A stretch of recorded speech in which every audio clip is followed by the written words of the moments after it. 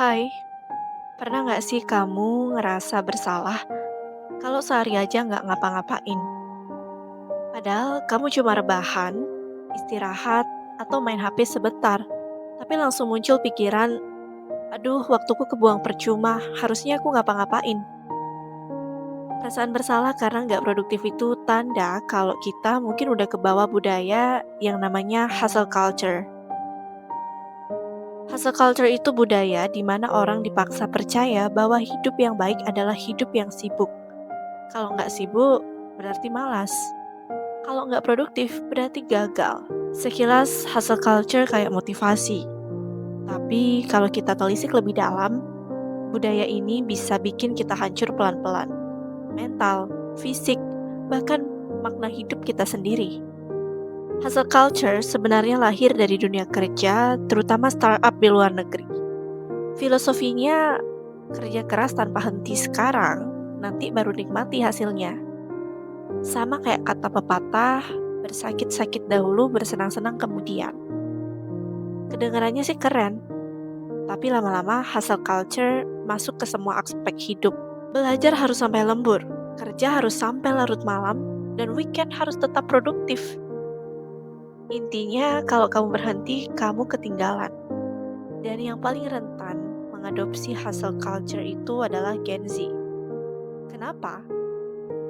Karena Gen Z itu generasi yang tumbuh di era internet, sosial media, dan persaingan yang makin ketat. Ada beberapa alasan kenapa Gen Z gampang banget ke bawah hustle culture. Yang pertama, tekanan sosial media. Scroll TikTok atau Instagram, isinya orang-orang pamer pencapaian. Ada yang umur 20 udah punya bisnis, ada yang 25 udah beli rumah.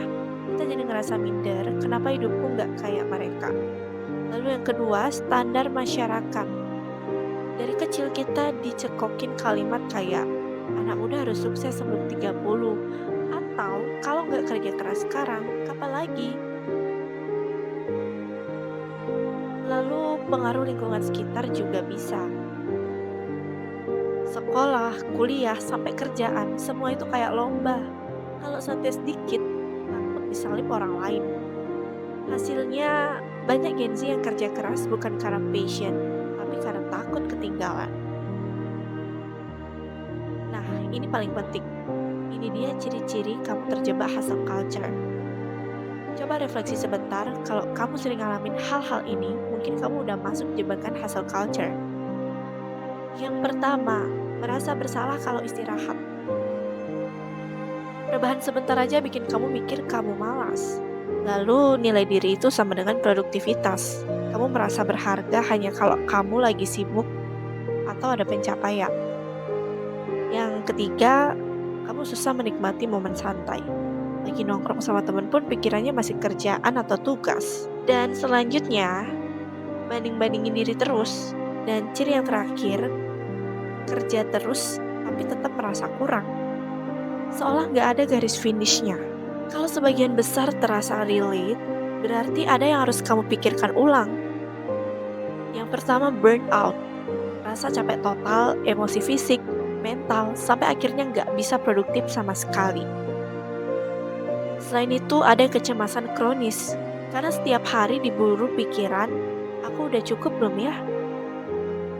Itu pasti bakal bikin capek banget. Dan ini yang paling parah adalah kehilangan identitas. Kita sibuk ngejar target sampai lupa apa yang sebenarnya kita mau. Itu menghantarkan kita ke hidup yang kosong. Kita sibuk kerja keras tapi nggak pernah benar-benar hidup. Inilah wajah asli hustle culture. Dari luar kelihatan hebat, dari dalam pelan-pelan menggerogoti. Ingat ya, kerja keras itu sehat kalau ada arah dan tujuan yang jelas. Hustle culture itu kerja keras tanpa henti karena takut ketinggalan.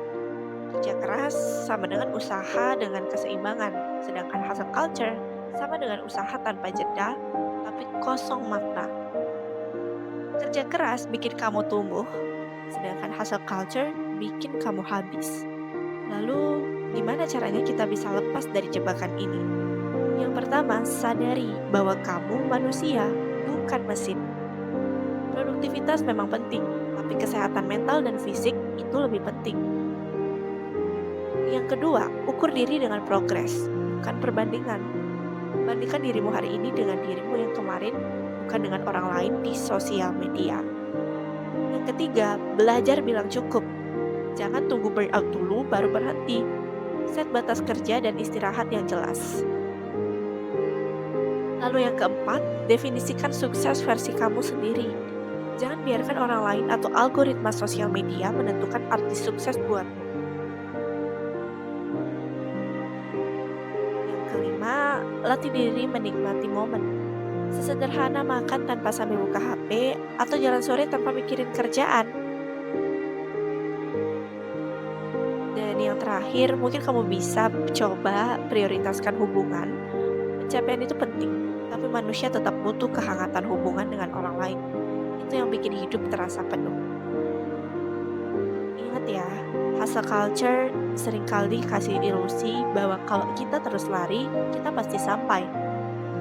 Tapi pertanyaannya, sampai kemana dan untuk apa? Kita nggak salah kalau pengen kerja keras. Kita nggak salah kalau pengen sukses. Tapi ketika semua itu bikin kita kehilangan diri sendiri, mungkin itu tanda kita harus berhenti sejenak. Karena hidup bukan sekedar soal siapa yang paling cepat sampai garis finish, tapi soal siapa yang benar-benar bisa menikmati perjalanan. Jadi, coba tanya ke diri kamu, apakah selama ini kamu benar-benar hidup atau cuma sibuk? Kalau kamu ngerasa relate, jangan lupa share video ini. Siapa tahu ada orang lain di luar sana yang juga lagi capek dikejar-kejar oleh hustle culture dan butuh diingatkan bahwa mereka berhak istirahat.